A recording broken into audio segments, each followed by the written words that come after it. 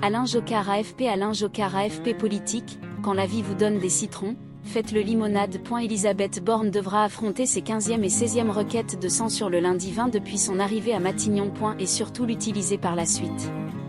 Et pourtant, si 2 requêtes ont été déposées, seulement celle déposée par Liot, qui serait transpartisan, suscite certains espoirs dans l'opposition. À moins qu'il n'y ait une surprise majeure des bombants, une adoption reste peu probable. L'exécutif le sait bien et affiche sa confiance.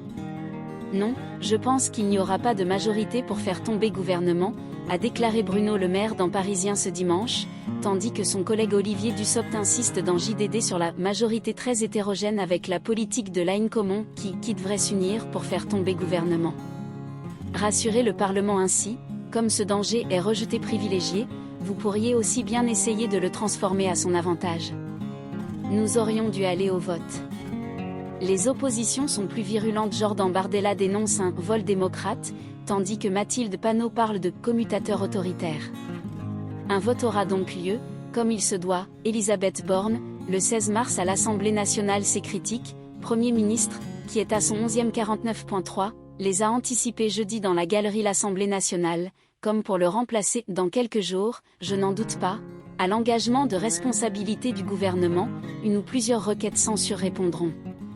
Légitimer la réforme ce week-end, ces ministres donnent une couche. Bruno Le Maire promet ainsi aux Parisiens que, avec les votes de demain, la démocratie parlementaire aura le dernier mot. Et Olivier Dussopt se demande à tort « Je me demande toujours ce qui est le plus démocratique qu'un Premier ministre qui met son destin et celui de son gouvernement entre les mains du Parlement », traque le ministre du Travail dans le JDD. Le deuxième objectif du gouvernement est transformer la motion de censure en un vote pour le document La Réforme. Les députés voteront officiellement lundi pour ou contre le maintien du Premier ministre à son poste. Aurore Berge, si pendant des semaines, les députés LR sont venus à vos ensembles pour dire comment cette réforme 0x104 KVK2, France Inter. Voir le tweet si la censure est rejetée.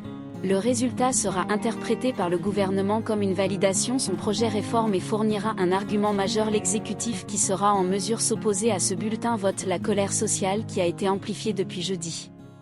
Cependant, cela pourrait ne pas suffire. La motion de censure Liot souligne l'affaiblissement du couple exécutif, quel que soit le résultat du vote. Si nous manquons 10 ou 15 votes pour faire tomber le gouvernement né, cela n'a pas d'importance, elle est déjà morte. Il affirme en Le Point du 17 mars.